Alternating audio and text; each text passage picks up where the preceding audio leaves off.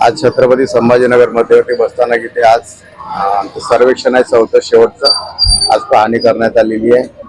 आता याच्यानंतर आम्ही नंतरचं आहे कुठलं आहे आपलं ते सिडको बसस्थानक आणि 2 बसस्थानकाचं आज आम्ही पाहणी करायला आलो आहे.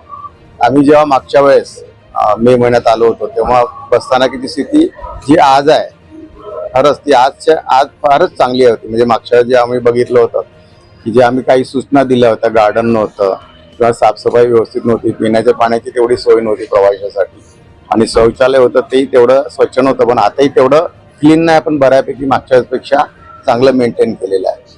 आणि अशीच प्रगती जर करत राहिलं तर नक्कीच आपले जो प्रवासी वगैरे आहे तो आपल्या बसने नक्कीच जाण्यात इच्छुक होईल, तो आपल्या बसस्थानकावर येईल आणि एसटी बसनेच प्रवास करेल.